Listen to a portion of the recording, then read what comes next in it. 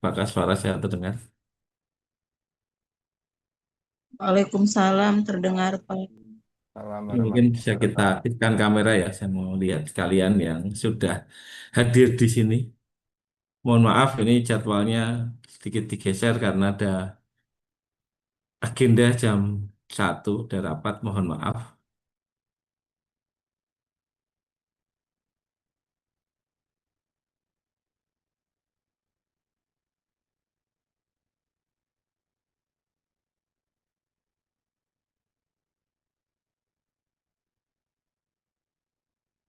Untuk siang hari ini saya akan sampaikan materi terkait Internet of Things dan kecerdasan buatan. Oke, ada yang pernah tahu apa itu Internet of Things?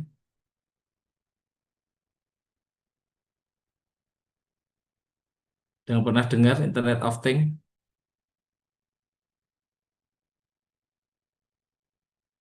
Apa itu, Bapak Ibu? Ada yang pernah mendengar istilah Internet of Things, kemudian kecerdasan buatan?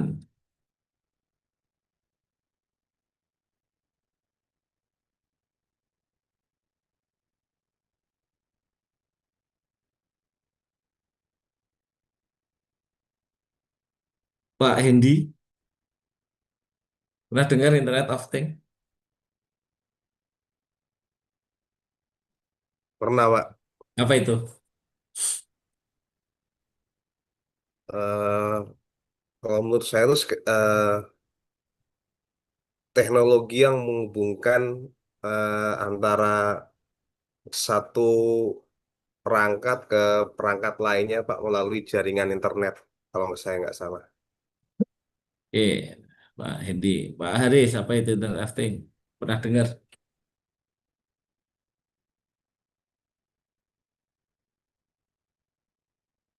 Kalau secara umum sih kayak gini Pak, apa namanya, penyatuan antara perangkat keras gitu dengan eh, nanti ya ujung-ujungnya larinya ke AI juga dalam artian perangkat berpikir gitu. Jadi yang hard dipadukan dengan artificial intelligence-nya gitu Pak.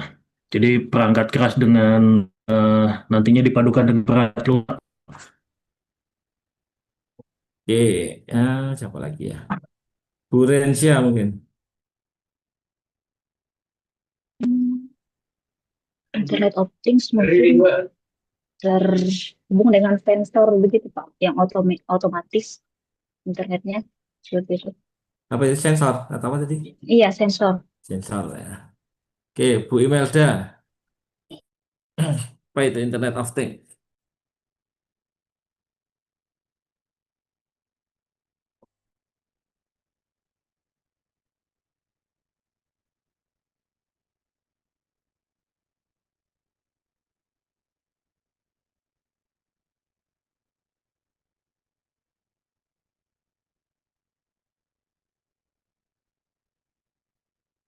Oke, Pak Nur Setiawan mungkin, monggo.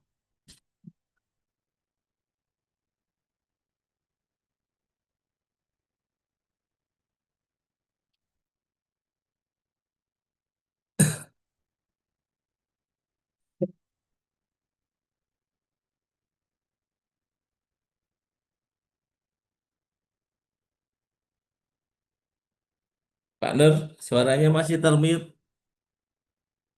Suaranya Pak mohon. Oke, Pak, nggih. Jadi tadi sepakat sama yang sampaikan teman-teman, yang sampaikan Mbak Himirada juga betul, yaitu eh, Internet of Things itu merupakan menghubungkan satu perangkat dengan perangkat lain, di mana salah satu perangkat itu bisa mengontrol atau mengoperate perangkat lain berupa sensor atau yang lainnya, sehingga dia bergerak atau bekerja tanpa eh, campur tangan manusia, tapi dari servernya atau perangkat yang lain gitu, Pak.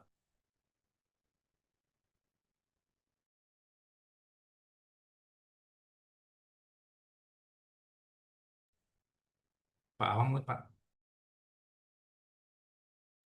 Pak, sampean ke mute Pak. Oke, Pak Giarto, ada Pak Giarto, silahkan.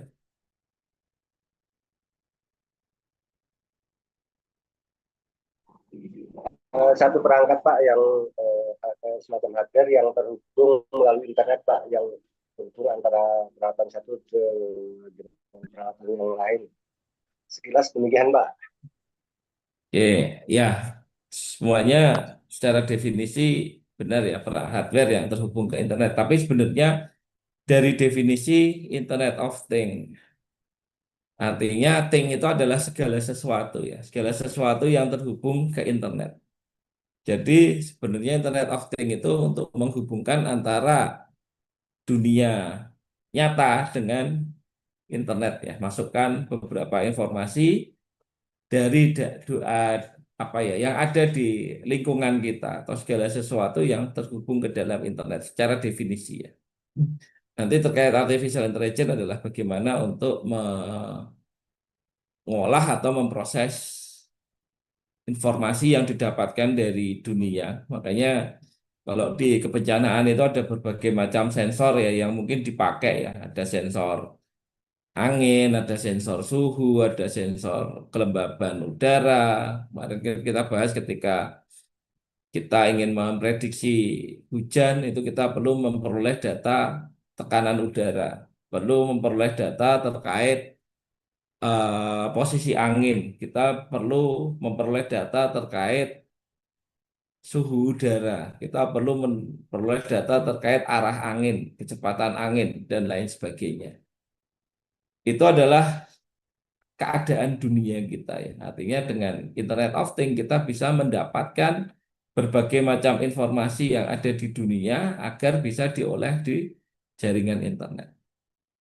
Oke ya, sebelum kita lanjut nanti secara detail, pertama-tama kita akan mengenal revolusi industri 4.0 dan IoT. Sekarang kita masuk di revolusi industri yang keberapa, Pak?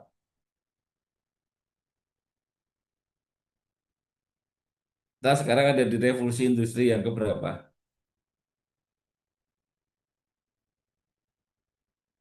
Kalau saat ini posisi memang masih di revolusi industri yang keempat ya, tapi kita kan sebentar lagi masuk ke revolusi industri yang kelima. Nah, kalau kita lihat revolusi industri itu dimulai dari revolusi industri yang pertama. Revolusi industri pertama itu muncul dengan adanya mesin uap ya.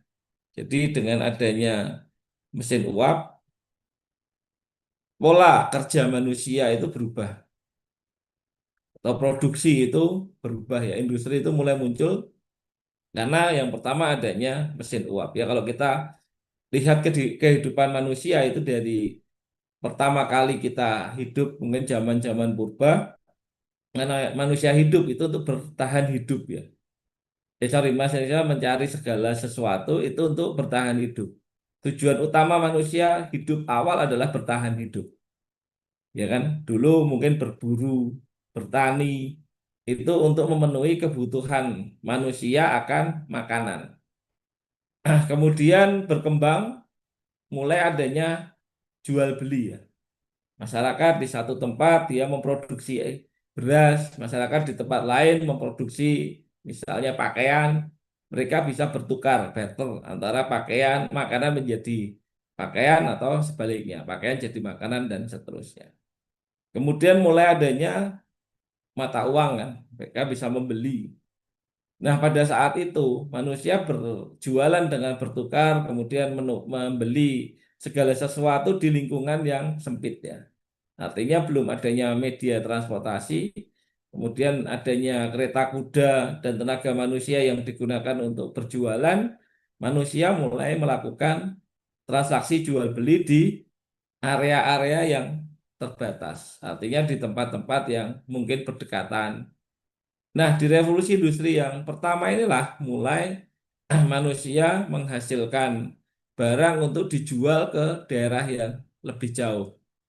Dengan mesin uap ini munculnya kereta uap, kereta api uap, kemudian kapal-kapal menggunakan tenaga uap yang sebelumnya masih menggunakan tenaga manusia untuk merasakan transaksi jual beli, sehingga produksinya semakin besar, jarak jangkauannya semakin luas. Di revolusi industri yang pertama juga mereka menghasilkan pabrik-pabrik dengan menggunakan tenaga uap. Ya kalau kita lihat di sini, pabrik-pabrik mulai terkait uap untuk melakukan penenunan, kemudian untuk transportasi, kemudian untuk proses produksi barang, dia menggunakan tenaga uap untuk menggerakkan mesin-mesin. Kemudian di revolusi industri yang kedua itu muncul karena adanya listrik. Listrik sehingga produksi mulai menjadi produksi massal. Disitulah dengan adanya listrik beralih penggunaan teknologi yang tadinya menggunakan teknologi uap sudah menggunakan energi listrik untuk menggerakkan mesin-mesin produksi ya. Kemudian adanya mesin konveyor memungkinkan untuk melakukan perpindahan tempat dari satu tempat ke tempat yang lain tanpa bantuan manusia. Jadi di revolusi industri yang kedua mulai adanya produksi kendaraan. Kemudian ada mekanisme untuk perpindahan yang menggunakan teknologi konveyor. Ya kalau kita pernah ke supermarket tuh, misalnya di Transmart ada yang bisa menggerakkan eh, barang belian yang kita beli ke mendekati kasir dengan mesin yang bergerak berputar, nah, itulah salah satu bentuk konveyor. Kemudian di revolusi industri yang ketiga itu adanya teknologi PLC atau Programmable Logic Component. Mulai adanya teknologi robotik. Sistem-sistem mulai dikendalikan oleh komputer. Dengan adanya teknologi PLC, mikroprosesor, robotik, industri mulai diotomatisasikan menggunakan sistem pemrograman ya yang mereka bisa mengendalikan alat, adanya robot lengan yang digunakan untuk welding, produksi mobil menjadi lebih banyak atau produksinya bisa menjadi lebih banyak dan lebih cepat. Kemudian di revolusi industri yang keempat itu adalah munculnya cyber physical system, dunia cyber digital, adanya IoT.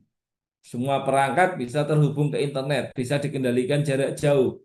Seperti kalau Bapak Ibu pernah naik MRT, pernah naik MRT belum Pak? Bu, tahu MRT nggak? Belum, belum. Nah, kalau ke Jakarta itu Belum, Pak. naik kereta api yang menghubungkan antara kota, maksudnya stasiun dengan stasiun itu kalau ke depan nggak ada masinisnya, Bu. Nggak ada masinisnya. Dia dikendalikan dari jarak jauh. MRT kalau kita di luar negeri di Singapura itu kalau kita ke gerbong depan nyari masinisnya nggak ada.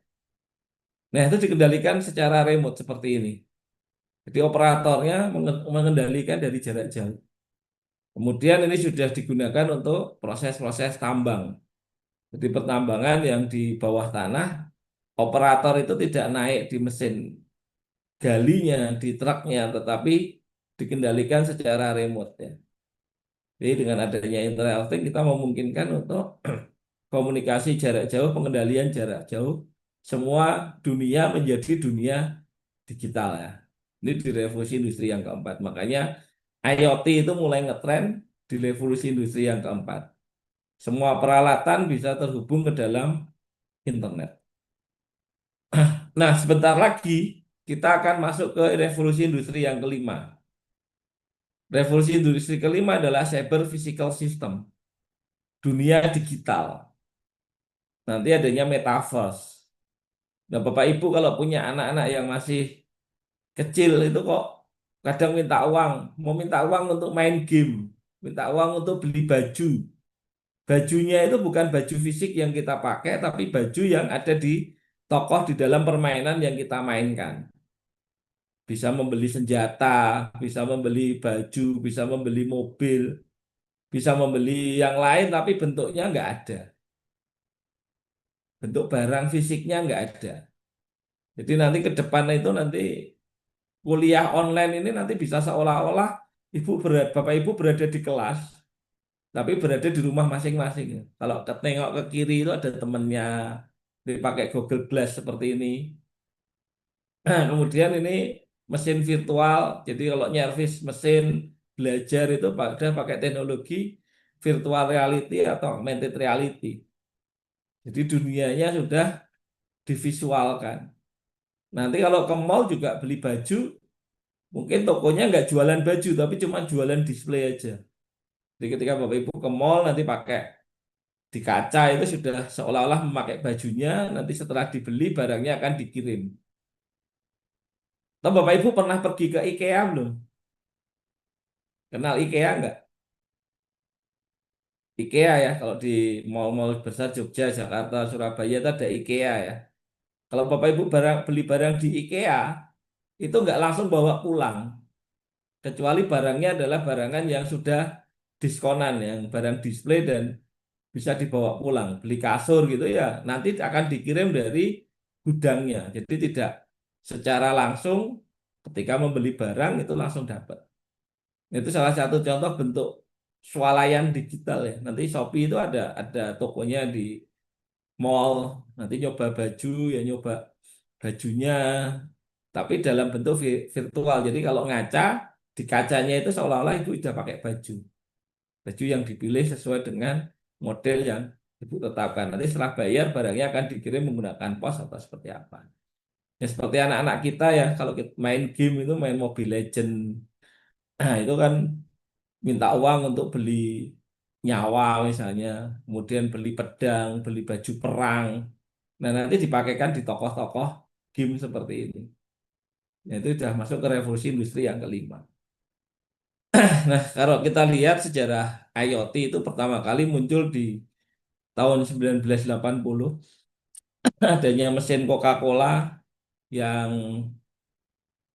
di yang dapat memantau atau melaporkan kesediaan minumannya. Kemudian tahun 89 ada pemanggang roti yang bisa dilihat menggunakan internet atau dipantau menggunakan internet. Kemudian tahun 91 adanya teknologi komputasi ubiquitous atau komputasi persuasif. Jadi berbagai komputer bisa saling bekerja, bisa berbagi tugas dan lain sebagainya dengan adanya cloud computing. Kemudian tahun 94 itu konsep otomasi si peralatan rumah tangga. Kemudian di tahun 99 itu adanya komunikasi perangkat dengan menggunakan teknologi RFID, ya kartu tap itu Bapak Ibu, kartu tol itu salah satu teknologi RFID. Itu digunakan di militer. Kemudian tahun 2002 penggunaan teknologi RFID dan radiofrekuensi. Kemudian 2003 RFID dipakai untuk eh, pendataan persenjataan Amerika, jadi untuk mencatat penggunaan barang-barang, kemudian untuk memastikan bahwa barang itu sesuai dipegang oleh orang yang bertanggung jawab itu menggunakan teknologi RFID. Kemudian tahun 2008 itu ada teknologi Smart Object Identification. Kemudian ada white space di tahun 2011, komunikasi data menggunakan antena televisi. Nah, di sini kalau kita lihat perkembangan revolusi industri dari abad ke-18, 19, 20, dan sampai dengan sekarang. Jadi penggunaan IoT dan piranti cerdas. Jadi kalau kita lihat definisinya, IoT adalah segala sesuatu yang terhubung di internet. Jadi kita bisa memantau atau melihat informasi yang ada di dunia nyata yang kita peroleh dari sensor-sensor yang ada. Misalnya sensor suhu, tadi kita bisa memantau suhu ruangan, bisa memantau suhu udara di luar. Kemudian kita bisa mengukur kecepatan angin, bisa mengukur arah angin dan lain sebagainya. Ya, seperti contohnya di sini ada mesin untuk pembuang sampah.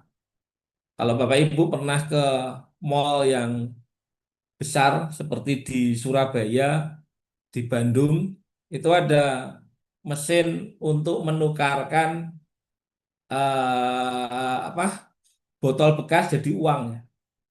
Jadi ada vending mesin seperti ini. Ini tinggal masukkan botolnya, kita akan dapat uang dari botol yang kita masukkan. Nah, ini salah satu untuk pembuangan pengolahan daur ulang, kita langsung nanti masuk ke e-money. Itu kalau kita di mall di Surabaya atau di Jakarta, di Bandung, Jogja belum ada kalau nggak salah. Yang kalau mungkin Bapak Ibu yang tinggal di Jogja tahu lokasinya di mana, saya kayaknya belum pernah nemu. Kalau di Surabaya di Mall Tunjungan Plaza ada, kemudian di Bandung kalau nggak salah di BIP, di Jakarta beberapa tempat itu sudah ada sistem penukaran botol menjadi uang. Nah, ini kemudian ada sensor sampah untuk mendeteksi penuh tidaknya sampah, untuk pemilah sampah otomatis misalnya salah buang barangnya akan dikembalikan misalnya. Kemudian akan menotifikasi barang-barang apa yang sudah dibuang, kemudian kalau sudah penuh kan mengirimkan informasi ke perangkat yang operator yang akan mengambil sampah itu. Kemudian IoT juga digunakan untuk kota cerdas ya. Kota cerdas, kota yang segala informasinya itu dapat diakses menggunakan internet. Seperti misalnya ada smart health, layanan kesehatan berbasis internet. Ada intelligent shopping. Nah, makanya kalau Bapak Ibu punya kartu member itu sebenarnya untuk mendata perilaku dari konsumen. Bukan hanya sekedar poin untuk penukaran hadiah, tapi sebenarnya itu adalah untuk melihat perilaku belanja Bapak Ibu. Misalnya di awal bulan belanjanya apa. Atau pernah Bapak Ibu memperhatikan nggak Indomaret dekat rumah sama dekat kampus itu outletnya beda atau sama Bapak Ibu? Pernah ke Indomaret nggak? Sering ya. Be- Perhatikan nggak? be- Gimana Pak? Pak Nur? Beda, Pak. Beda, Bedanya Pak, apa? biasanya. Ya, jenis barangnya mungkin, Pak, dari yang ada gitu, Pak. Kalau mungkin sama ya. Kalau Bapak Ibu perhatikan dekat kampus, di outlet depan pasti yang dijual apa? Roti, snack, jajanan, makanan, minuman. Tapi kalau dekat rumah yang dipajang di outlet itu pasti beras, minyak goreng, sabun. Iya nggak Bu? Kalau Ibu perhatikan di situ, kenapa? Dia akan melihat perilaku pembelinya. Kalau di kampus, kenapa dekat kampus yang dijual adalah makanan-makanan untuk misalnya mahasiswa yang mau kuliah itu kalau lapar mampirnya ke Indomaret, oh lihat ada onigiri, beli onigiri, lihat ada roti, beli roti, ya kan? Tapi kalau di dekat rumah, ketika masuk, oh iya tadi minyak gorengnya belum beli, akhirnya ngambil minyak gorengnya itu untuk melihat perilaku pelanggan. Kemudian kalau dilihat di musim-musim tertentu ya mendekati Lebaran, itu pasti yang dijual paling banyak adalah roti-roti kaleng kan gitu, sirup. Kalau mendekati Idul Adha, yang dijual apa? Kipas sate, areng, tusuk sate, ya nggak? Nah itu kemudian juga untuk melihat perilaku pembelian Bapak Ibu. Jadi kalau si A ini kalau belanja di toko ini biasanya beli ABC. Terkadang ada iklan untuk produk-produk yang murah dan lain sebagainya supaya meningkatkan pembelian itu perilaku dari pelanggan itu dimonitoring menggunakan kartu member. Kemudian smart environment di sini untuk monitoring lingkungan ya, curah hujan, ketinggian air, gempa dan lain sebagainya sudah dimonitoring sehingga bisa melihat informasi berbagai macam kejadian yang ada di bumi. Kemudian ada bangunan cerdas, yang bangunan yang dilengkapi dengan sensor ketika masuk ruangan lampunya tiba-tiba nyala, kan gitu. Kemudian kalau orangnya udah pergi lampunya mati sendiri.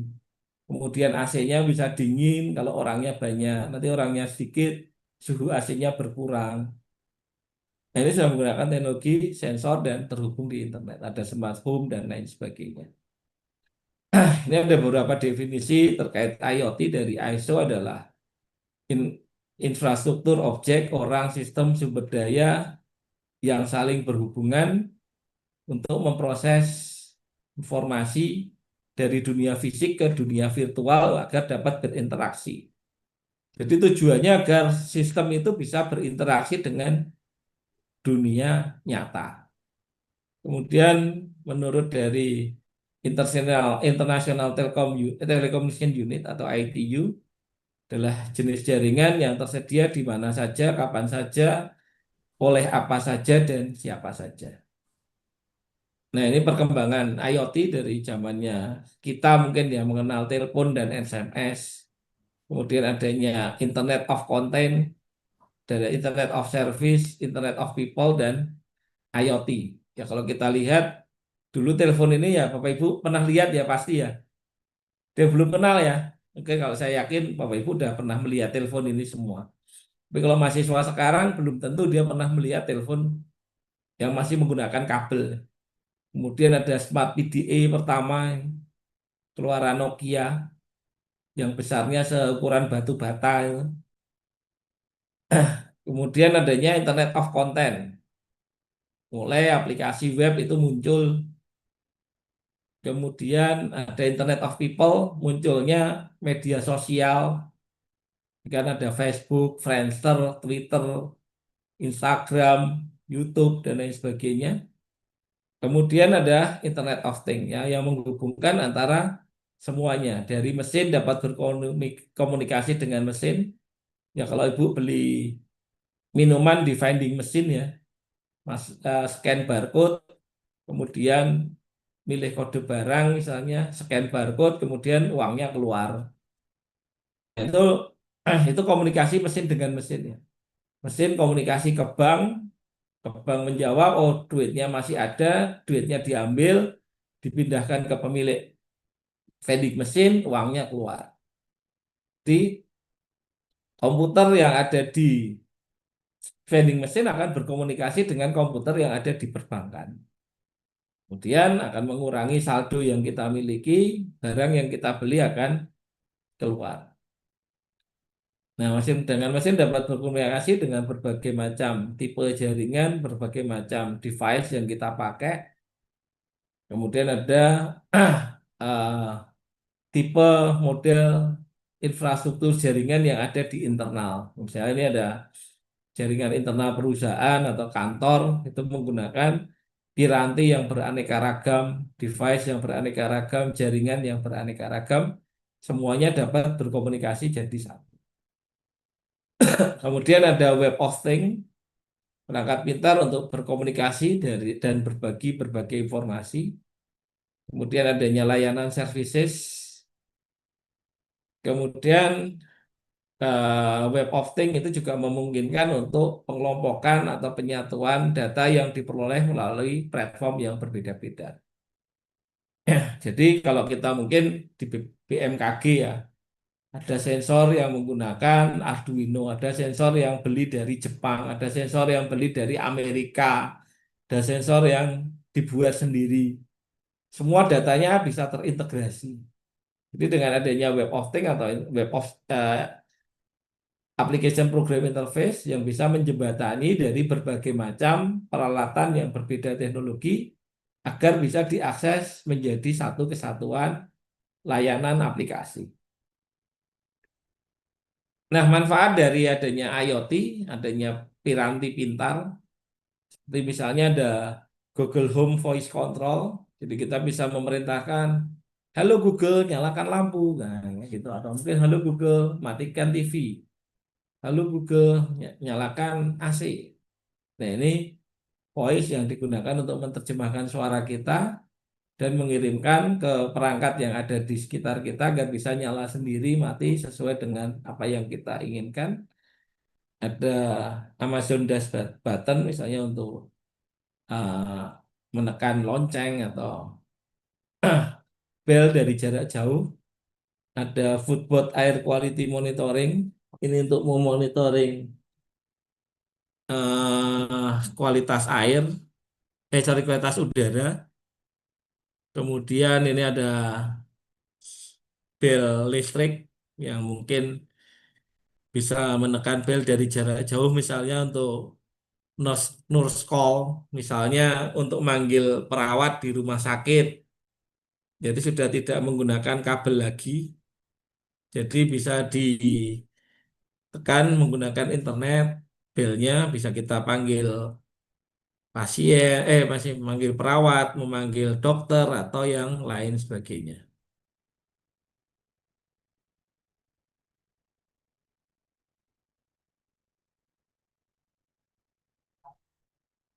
Kemudian ada untuk smart door system, jadi memungkinkan eh,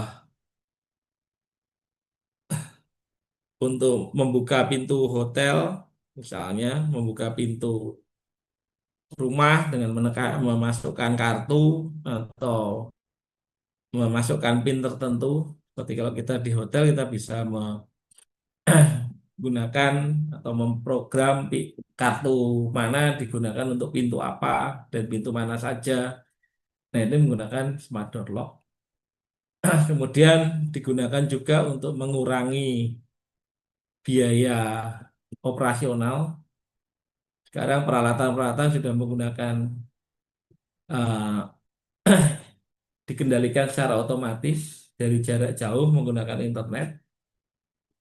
Kemudian meningkatkan keamanan dengan adanya sistem monitoring kamera yang terintegrasi bisa melihat memantau orang, misalnya perilaku kejahatan. Ini kalau mungkin Bapak Ibu pernah ke Singapura, di Singapura itu keamanan itu semua berbasisnya CCTV ya. Kalau Bapak Ibu ke Singapura merokok di pinggir jalan misalnya, di sembarangan tempat, itu bisa nanti saat mau pulang ditilang, ya, ditagih, suruh bayar denda tertentu. Jadi pengamanannya menggunakan kamera yang terintegrasi ke sistem database. Kemudian untuk logistik misalnya, untuk pengambilan barang, pengiriman barang, kendaraan cerdas. Sekarang ini kendaraan sudah tidak ada drivernya lagi, bisa jalan sendiri dan lain sebagainya. Kalau kita lihat di TikTok Shop, kita juga bisa men-tracking barangnya sampai kota mana. Nah, itu karena di kendaraannya sudah terpasang sensor GPS, kemudian di dalam boxnya itu terisi barangnya, siapa aja, mau tujuan kemana aja. Ya, itu kita bisa pantau lokasinya ya. Kalau contohnya aja kalau Bapak Ibu pesan ke GoFood ya, bisa di tracking kan. Oh, drivernya masih ada di restoran. Oh, drivernya sudah jalan, sudah sampai ke pertigaan dekat rumah. Ya. Sudah ada notifikasi drivernya sudah hampir sampai, tolong segera bersiap-siap untuk menerima barang. Nah, itu dengan adanya teknologi IoT memungkinkan untuk sistem diotomatiskan. Kemudian keuntungan yang lain adalah perolehan data dalam jumlah yang sangat besar. Jadi semua peralatan IoT itu bisa menerima data dalam jumlah yang sangat besar ya. Mungkin nanti dari BMKG bisa menceritakan berapa banyak data yang diperoleh setiap menitnya, setiap detiknya, setiap minggunya, setiap bulannya, berapa jumlah data yang dikumpulkan. Kemudian dengan teknologi AI bisa melakukan klasifikasi, clustering untuk memilah-milah data, mengelompokkan data, sehingga bisa menjadi sistem prediksi yang digunakan untuk melihat cuaca atau yang lain sebagainya. Kemudian memperoleh layanan yang terpusat ya. Jadi permasalahan pengguna dari segi teknologi bisa menjadi terpusat. Sebagai contoh, ada berbagai peralatan device IoT seperti smartwatch, smart lamp, smart light yang dibuat berdasarkan dari permasalahan pengguna. Jadi misalnya kedeteksi orangnya lagi sedih, lampunya jadi redup. Orangnya lagi seneng, lampunya jadi terang. Orangnya lagi kedinginan, AC-nya jadi hangat, dan lain sebagainya. Nah, jadi semua layanan itu bisa secara otomatis dan terintegrasi dengan satu yang lainnya. Nah, elemen di dalam IoT yang kebutuhannya untuk mendukung adanya IoT perlu konektivitas yang kuat, perlu data analitik lanjutan, kemudian adanya interaksi manusia dengan mesin, yang terakhir adalah advanced engineering. Nah, konektivitas itu ya berbagai macam ya, ada yang menggunakan GSM, ada teknologi LoRa, ada teknologi wireless, ada teknologi WiFi, ada yang menggunakan broadband, kabel, dan lain sebagainya. Kemudian advanced analytic untuk melakukan pemrosesan data ya, membutuhkan AI untuk melakukan clustering atau klasifikasi terhadap data-data, melakukan pemilahan data, kemudian membuang data-data yang tidak terpakai misalnya, kemudian menjadikan interaksi manusia dengan mesin. Jadi mesin-mesin dapat dikendalikan menggunakan internet, kemudian seperti contohnya di industri kesehatan, pertanian, dan lain sebagainya.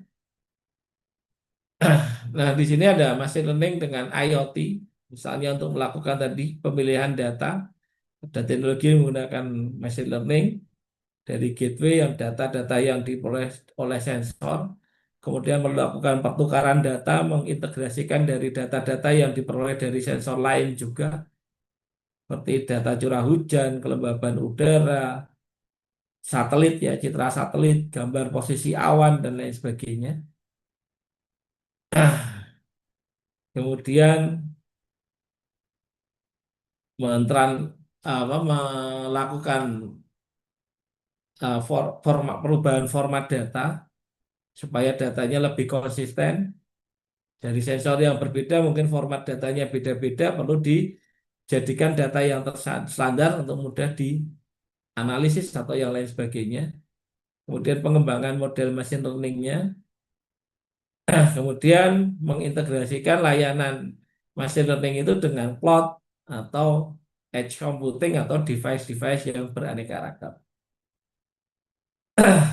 Kemudian perolehan bisnis operasi dengan IoT dan machine learning, misalnya ada sistem ERP, Enterprise Resource Planning, kemudian ada berbagai macam peralatan, ada database service berbasis cloud, ada Oracle IoT Cloud, ada peralatan IoT, kemudian di sini service yang berdasarkan dari geolocation, dari teknisi atau orang-orang yang melaporkan, dan sini bisa membuat data, melakukan pengumpulan data, analisis data, kemudian melakukan visualisasi terhadap data yang disajikan. Oke, mungkin itu aja. Kalau ada pertanyaan atau ada hal yang mau didiskusikan, kita banyak ngobrol aja.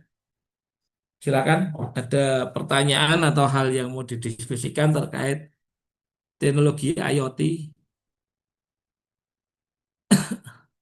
atau mungkin sedikit saya tambahkan untuk IoT yang digunakan untuk sistem monitoring ya. Sebentar, saya share screen lagi. Ini contohnya misalnya untuk monitoring lalu lintas, monitoring orang, mendeteksi tindak kejahatan misalnya. Ini menggunakan kamera yang terhubung di berbagai macam lokasi. Ada pemrosesan data, ada cyber security-nya, kemudian pemerolehan data dan mengirimkan notifikasi. Ini datanya dari gambar dan suara. Nah, kemudian misalnya sensor IoT untuk sampah, mendeteksi jika sampahnya penuh, kemudian akan memerintahkan truk untuk melakukan pengambilan data, melakukan optimasi terhadap pemilihan jalurnya sehingga efisien. Nah, kalau dia ngambil semua kan nggak optimal ya. Dia perlu memilih mana yang sudah penuh, menuju lokasi-lokasi yang penuh, mana yang terdekat yang akan diambil dulu, kemudian ke lokasi pembuangannya. Nah, yang di sini adalah optimal, yang di sini tidak optimal karena semua titik akan dilaluinya sehingga membuang energi atau membuang sumber daya yang dibutuhkan. Ini untuk implementasi IoT untuk smart house, kunci pintu otomatis, pertanian cerdas yang bisa memonitoring ternak, lahan, kemudian pengambilan panen sudah tidak menggunakan tenaga manusia, sudah menggunakan autonomous robot. Seperti kalau kita lihat di Jepang dan beberapa negara itu, pertanian itu sudah tidak perlu tukang pacul, tidak perlu tukang untuk melakukan penanaman, semua menggunakan mesin-mesin yang berbasis otonomus atau dapat dikendalikan dari jarak jauh. Kemudian seperti menggunakan drone untuk memonitoring lahan, memonitoring perubahan lahan atau yang lain sebagainya. Ini misalnya sensor cuaca untuk mendeteksi tekanan udara, curah hujan, dan lain sebagainya. Otomasi di dalam greenhouse. Kalau kita lihat bagaimana untuk mengoptimalkan pertanian bisa kita pantau dari device, handphone atau laptop. Untuk precision farming, makanya kalau pernah kita dengar di Jepang itu ada pertanian yang di dalam gedung, nah itu dengan precision memperhatikan kualitas matahari, misalnya matahari tanaman butuh apa, inframer apa, sinar gamma, ya sinar gamanya dihasilkan berapa lama durasinya dan lain sebagainya. Melakukan data analitik, melakukan visualisasi data, kemudian penggunaan drone untuk pertanian, memonitoring sapi, dan misalnya kalungnya ini pernah divaksin apa aja, punya anak berapa, kemudian pernah menderita sakit apa aja keturunannya, sehingga bisa diketahui anaknya mempunyai kualitas yang seperti apa. Ini bisa melihat data, laporan, dan lain sebagainya dalam bentuk grafikal yang mudah dipahami. Ini proses untuk penjualan barang, memonitoring pengiriman ke berbagai macam lokasi untuk logistik. Ini kalau kita lihat penggunaan IoT semakin lama semakin naik ya. Penggunanya kalau sekarang di tahun 2025 itu sampai 75 miliar pengguna. Nah, setiap tahunnya akan semakin naik. Kalau Bapak Ibu punya smartwatch itu udah satu. Punya Bapak Ibu punya tab Android, HP berarti udah tiga, satu device yang dipakai. Kemudian di rumah ada CCTV, berarti ada 5 teknologi IoT yang dipakai di dalam rumah. Kemudian ada smart water system misalnya, untuk pengaturan air dan lain sebagainya. Ini sebagai contoh, kemudian produksi IoT di Indonesia juga semakin lama semakin banyak. Mungkin itu aja, silahkan kalau kita mau diskusi Bapak Ibu. Silakan kalau ada pertanyaan atau hal-hal yang mau disampaikan.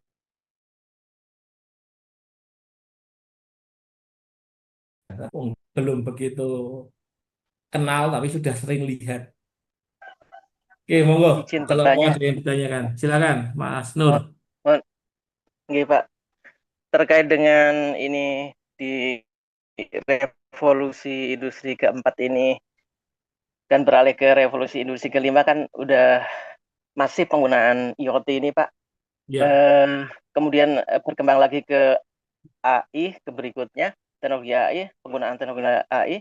Terkait dengan IoT ini kan kalau di berita-berita itu rawan kayak pembajakan dengan malware atau semacamnya gitu, Pak.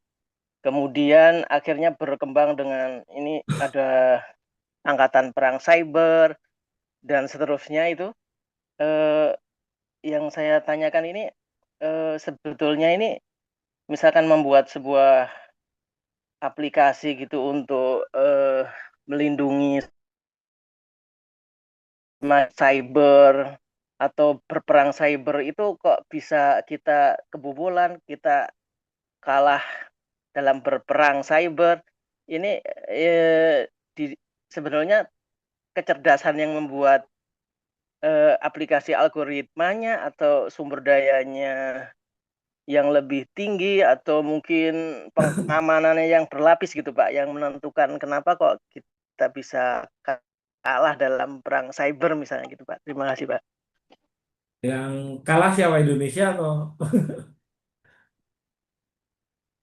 atau yang lain? Maksudnya kalah dalam arti bisa organisasi, bisa negara itu kok bisa kebobolan, bisa dikalahkan dengan serangan cyber gitu Pak. Untuk membajak sebuah aplikasi atau sistem keamanan dalam digital gitu Pak. Oke, ya sebenarnya sekarang ini kalau dikatakan aman atau nggak aman, dua-duanya ya. Aman, aman juga kondisi tertentu tidak aman. Kenapa? Ya karena semua terhubung ke internet.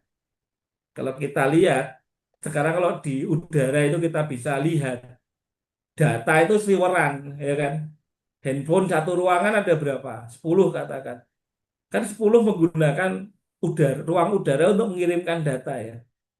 Apalagi belum tambah laptop menggunakan WiFi. Belum lagi sensor-sensor yang dipasang di mana-mana. Nah sebenarnya kalau mau aman, nggak usah terhubung ke internet. Kalau mau aman lagi, jangan dinyalakan. Itu peralatan yang paling aman adalah peralatan yang tidak dinyalakan. Handphone Bapak Ibu nggak akan dibajak, nggak akan kena hack. Syaratnya satu, nggak usah dinyalakan. Itu pasti aman, nggak bakal kena hack. Tetapi sekarang penyedia layanan sudah meningkatkan tingkat keamanan itu sendiri dengan berbagai macam, dengan cara apa aja. Makanya kalau di dalam sistem jaringan ada namanya firewall. Kemudian di HP Bapak Ibu juga ada firewall. Kalau mau diaktifkan bisa, Norton, Internet Security, dan lain sebagainya. Tapi ada permasalahan, semakin aman peralatan yang kita gunakan semakin tidak nyaman. Kenapa? Semakin lambat. Karena dia setiap apa aja dicek. Ya enggak? Ketika mau telepon dicek, ada data masuk, email masuk, dicek, ada WA masuk, dicek, ada telepon masuk, dicek, dikenal apa enggak. Sehingga handphonenya lambat. Tetapi sebenarnya dari pihak penyedia layanan itu sudah ada teknologi yang memastikan keamanannya. Seperti kalau WiFi itu kan masukkan password ya. Di situ ada form passwordnya ada P, eh, P2SK, kemudian ada WPS, WPA, dan lain sebagainya. Itu adalah material enkripsi. Sehingga data yang berseliweran ini orang capture itu nggak akan dapat informasi apa aja. Nah, perkembangan teknologi itu juga dilengkapi dengan perkembangan kepintaran seseorang ya. Orang hack itu teknologi akan tertinggal kalau kita juga melakukan updating. Makanya kan kalau handphone, laptop itu kan perlu diupdate ya. Oleh apa? Oleh Microsoft itu akan menambahkan sistem security supaya komputer Bapak Ibu tidak dibajak. HP Android juga sama. Di HP Android akan menyediakan layanan untuk update. Samsung itu menyediakan update misalnya. Sistem security-nya akan diupdate dia. Tujuannya apa? Ketika ada laporan, oh celah di sini, itu akan diperbaiki. Perang cyber itu sebenarnya adalah siapa yang nggak tanggap terhadap melakukan identifikasi terhadap kelemahan. Kelemahan itu akan dimanfaatkan orang lain untuk masuk. Gitu loh. Misalnya di web service ya, web service di dinas tertentu nggak pernah dilakukan updating. Web servernya hanya menggunakan versi 6 terus. Padahal sekarang udah versi 10 nih. Di versi 6 itu sudah tidak diteliti lagi. Celahnya banyak, makanya dia sudah mengupdate sampai versi 10. Ketika perusahaan atau layanan instansi itu tidak melakukan updating terhadap versi webnya atau versi OS-nya, nah yang lama itu akan bisa lebih mudah untuk dihack. Karena apa? Orang yang ngutak-atik udah banyak. Gitu. Jadi kalau mau aman ya kita juga harus belajar, kita harus melakukan pembaruan terhadap sistem yang kita pakai sehingga sistem kita aman. Nah, terkadang orang itu lengah, operatornya nggak pernah di-upgrade skillnya, dia hanya paham terkait versi-versi yang lama, versi yang baru nggak bisa, padahal versi yang baru itu lebih aman daripada versi yang lama. Sehingga apa server kita itu dapat dibobol oleh orang lain atau aplikasi web kita dibobol oleh orang lain. Misalnya kita masih pakai handphone versi lama gitu, yang Androidnya masih Android versi 2, itu celahnya banyak sekali dibandingkan dengan Android yang versi 9 atau 10. Terus selain melakukan updating, kita juga melakukan pengamanan tingkat lanjut. Misalnya aplikasi perbankan, kita perlu two-way security factor. Sekalian masukkan password juga dapat notifikasi SMS. Nah, kalau kita hanya mengandalkan password yang kita simpan, nah sekarang teknologi untuk memecah password sudah ada. Maka salah satunya dengan menambahkan two-way authentication misalnya.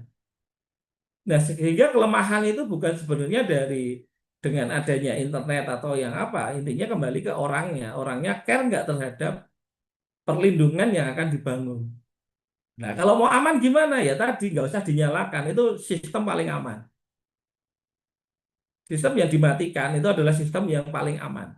Sistemnya nggak bakal dibobol, datanya nggak bakal diambil oleh orang lain. Tapi kalau kita sudah masuk ke dunia internet, dunia yang semua terhubung, kita harus melakukan updating, kita perlu melakukan modifikasi, kita perlu belajar, kita perlu penyesuaian terhadap pembaruan-pembaruan yang terjadi supaya celah-celah yang ada itu sudah bisa diperbaiki atau diganti. Konsepnya seperti itu, Pak. Atau mungkin ada yang lain yang mau didiskusikan, silakan. Monggo, kalau ada yang mau ditanyakan atau Terima, didiskusikan. terima kasih, Bung, anu, Pak. Oh, Pak Cucu, monggo. Atau Pak Ali dulu. izin off kamera Pak ya, takutnya ada sinyal kurang bagus. Ya, monggo, silakan. Melihat perubahan perkembangan zaman yang sangat luar biasa Pak. Sebagai contoh dulu mungkin kami dapat pengembangan ilmu terkait dengan informasi drone. Menurut kami dulu bahwasannya kayaknya nggak mungkin gitu. Drone bisa kemana-mana, bisa membawa sesuatu. Ternyata sekarang drone itu bisa menjadikan alat perang, bisa menjadikan sesuatu hal yang sangat bermanfaat gitu kan. Terus perkembangan mobil, dulu mobil menghidupkannya harus pakai kunci, harus pakai engkol. Zaman dulu pakai engkol, terus pakai kunci, sekarang non kunci, bahkan sekarang pakai suara aja bisa hidup. Gitu. Pakai suara, pesan suara bisa hidup. Sekarang masuk ke stasiun kereta api, khususnya di Gambir misalnya, masuk ke stasiun tuh nggak harus menunjukkan tiket lagi, dengan sensor mata aja kita udah bisa masuk ke area ke stasiun kereta api Gambir. Nah, yang saya tanyakan Pak, jangan sampai maksudnya hal-hal yang tidak mungkin itu akan jadi mungkin gitu. Jadi dalam dunia itu tidak ada yang tidak mungkin. Yang akan saya tanyakan tuh gini Pak, jangan sampai teknologi kita ini selalu ketinggalan sama orang lain, sama negara lain khususnya ataupun umumnya gitu. Kira-kira ya untuk ke depan, untuk mencapai generasi ke-6 lah, oke lah kita berpandangan jarak jauh. Kira-kira teknologi apa yang kira-kira harus dibutuhkan atau oleh kita yang sehingga kita tidak ketinggalan dulu sama orang lain, Pak? Kira-kira aja, Pak. Mohon arahan, Pak. Ya, gini. Masih. Kalau teknologi itu semakin lama semakin berkembang ya. Sebentar. Ada WA sebentar ya, ada yang perlu segera dibalas. Nah, teknologi itu semakin hari semakin berkembang ya. Kita tidak bisa memprediksi teknologi ke depan itu akan keluar teknologi apa. Ya kan, kita nggak membayangkan. Sekarang itu kalau Bapak Ibu dulu, sekarang rata-rata umur berapa ya? 50 ya. 40, 50, 45 ke atas 50 ya. Kalau kita bayangkan dulu, apakah pernah kepikiran nggak adanya drone? Nah, contohnya drone. Tidak pernah Kemudian, kepikiran, Pak. belum kepikiran ya Pak dulu Pak? Tidak pernah kepikiran, Pak. Belum kepikiran ya. Dulu pernah kepikiran nggak ada handphone? Tidak, Pak, tidak. Tapi kalau mungkin Bapak Ibu nonton Google Five, ingat nggak Google Five atau apa ya, Voltus ya, film-film lama kita dulu zaman anak-anak ya. Kalau yang mungkin kenal Voltus, kenal Google, ada yang kenal Google kan? Yang bisa jadi robot pakai jam tangan, telepon pakai jam tangan. Atau mungkin kalau Bapak Ibu nonton James Bond lah, Agen 007 itu kan teknologinya teknologi futuristik ya. Dan kalau nonton film lagi yang Mission Impossible, itu sebenarnya gambaran teknologi yang akan muncul di tahun-tahun ke depan. Kalau Bapak Ibu perhatikan, itu teknologinya pasti ada nanti di teknologi. Mobil yang bisa jalan sendiri itu di James Bond tahun berapa itu? Ini kan mungkin 20 tahun yang lalu itu mobil bisa jalan sendiri, mobil bisa dikendalikan jarak jauh. Ya kan? Nah, yang paling penting ini supaya kita terlindungi atau anak-anak kita bisa menyesuaikan, ya kita juga harus belajar. Kita harus update ya menggunakan teknologi. Jadi kita jangan sampai gaptek ya, untuk menyikapi adanya perubahan teknologi kita harus mengikuti eh, perkembangan teknologi itu sendiri. Jadi kita jangan malas belajar, tetapi kita harus mau untuk mengikuti perkembangan teknologi itu. Ya kalau kita mungkin nanti telepon itu nggak lagi berbentuk fisik ya, bentuk bentuk virtual, augmented virtual reality itu juga udah ada nanti telepon yang di tangan itu kan, kak tangan itu di sini sudah ada nomor yang bisa kita tekan, telepon tinggal naruh tangan itu jadi memungkinkan juga itu. Telepon yang tidak ada bentuknya mungkin sudah di apa visualisasikan ya dalam bentuk yang lain ya. Kita harus mengupdate skill kita, belajar terhadap perkembangan teknologi yang akan muncul di kemudian hari. Jadi kalau kita nggak mau upgrade ya kita pasti akan tertinggal terhadap teknologi yang ada. Kita kan merupakan generasi hebat yang mengalami 3 kali perubahan teknologi. Dari telepon yang besar kan gitu, telepon yang hanya cuman bisa SMS tok, ya kan? Terus adanya MMS, kemudian adanya video call, sekarang ada teknologi WhatsApp, ya kan? Itu kan perkembangan teknologi yang sangat pesat yang kita juga perlu beradaptasi terhadap perubahan teknologi dan kita harus mau menyesuaikan perubahan teknologi. Ya, contohnya sekarang kebiasaan nyimpen uang di dompet, nggak mau pakai ATM, nggak perlu pakai mobile. Sekarang kalau pergi ke mall belanja nggak nyediain uang cash, piye? Kan kita harus pakai QRIS kan. Masa mau bayar, tolong bayarin tak kasih duit cash gitu kan nggak bisa. Menggunakan QRIS ya. Sekarang semua sudah base-nya on QRIS ya. Ada restoran, pernah saya pergi ke restoran, bayarnya apa? Hanya QRIS. Bisa terima cash? Nggak bisa. Ya kan kalau kita nggak mau beradaptasi menyesuaikan perubahan teknologi, kita nggak akan bisa. Monggo Bapak Ibu kalau ada hal yang lain yang mau tanyakan, silakan. Pasti Pak.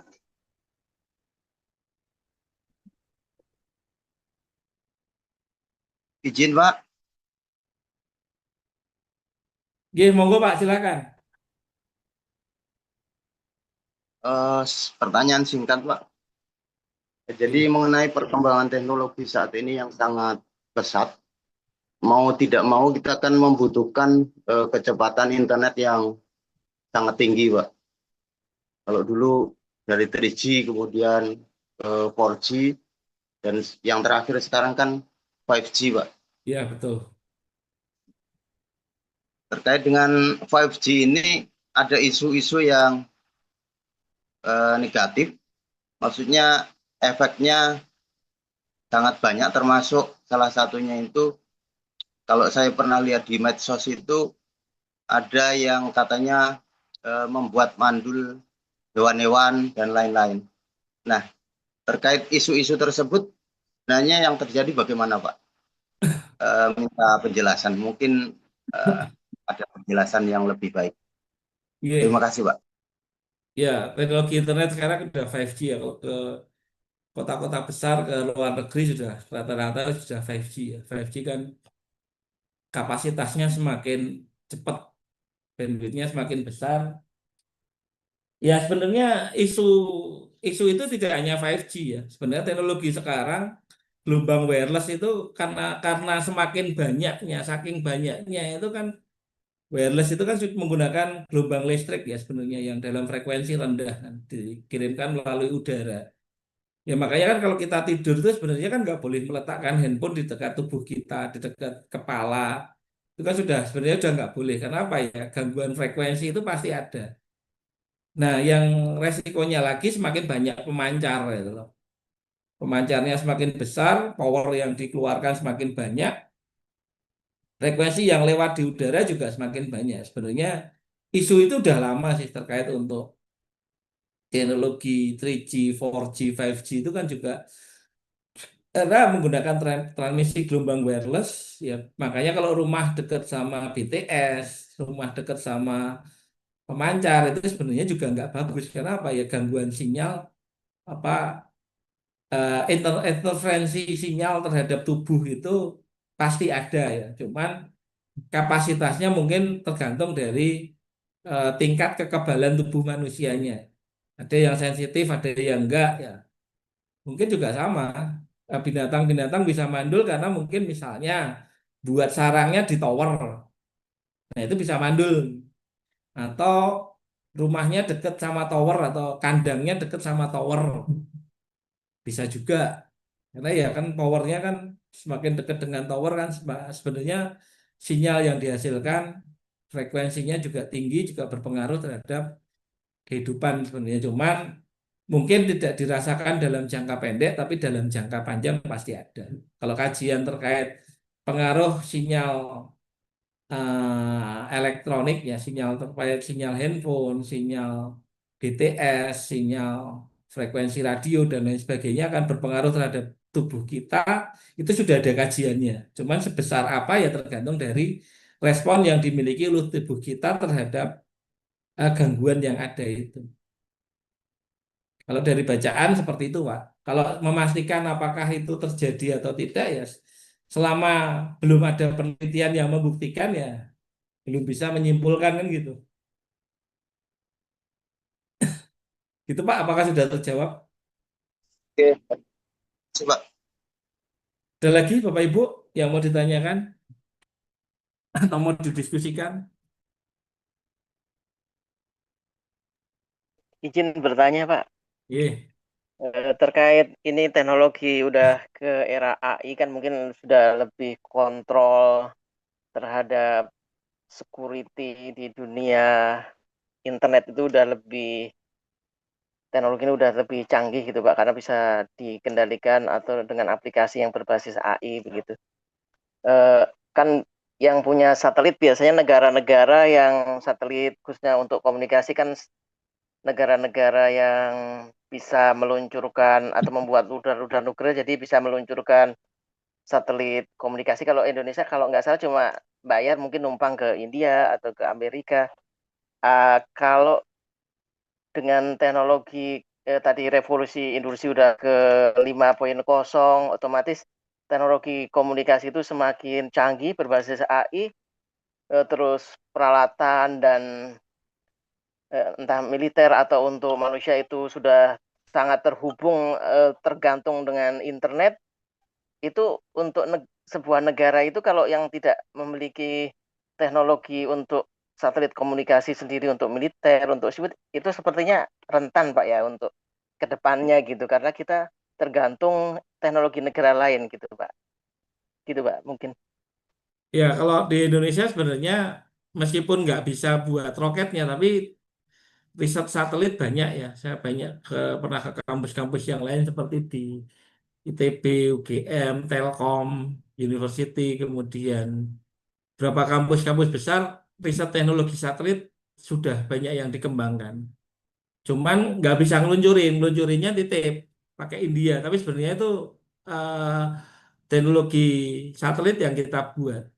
Makanya mungkin kalau di BMKG punya teknologi satelit atau mungkin sewa teknologi satelit yang milik perusahaan yang digunakan untuk monitoring pergerakan awan misalnya.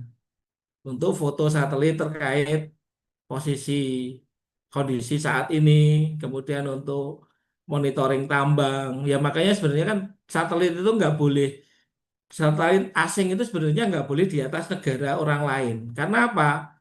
Di teknologi satelit itu ada banyak peralatan yang bisa digunakan untuk mendeteksi. Seperti contohnya, saya baca beberapa paper itu teknologi satelit untuk memantau atau bisa melihat kandungan mineral yang ada di bawah tanah. Kondisi misalnya ada tambang minyak, tambang batu bara, tambang nikel, dan lain sebagainya itu bisa terlihat dari satelit sebenarnya. Maka secara aturan konsorsium beberapa negara itu satelit itu nggak boleh berdiam di atas negara orang lain. Itu sudah ada aturannya. Jadi yang makanya satelit yang ada di atas Indonesia memang satelit yang digunakan oleh Indonesia, dimiliki oleh Indonesia. Tetapi mungkin yang ada yang punyanya Amerika yang sembunyi-sembunyi. Karena kan teknologi satelit sekarang ada yang orbitnya lebih tinggi daripada ketentuan. Jadi orbitnya di atas berapa puluh ribu kilometer gitu.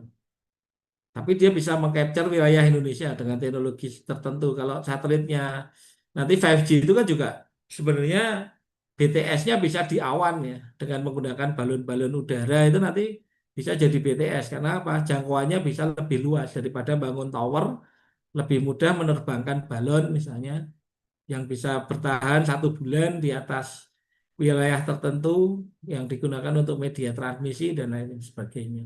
Seperti itu sih.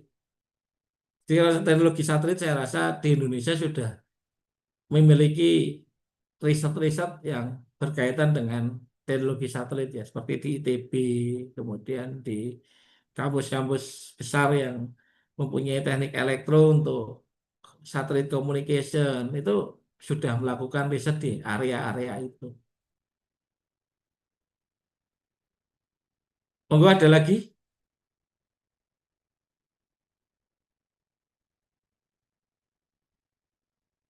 yang mau tanyakan atau ada yang mau didiskusikan atau mau sharing terkait IoT yang ada di BMKG atau apa, monggo.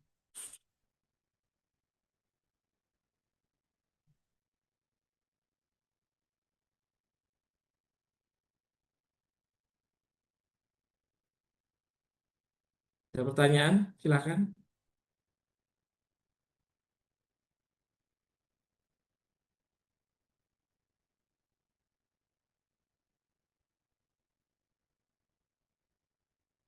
Ada pertanyaan? Kalau nggak ada, mungkin kita tutup dulu. Silakan aktifkan kamera, kita presensi menggunakan screenshot.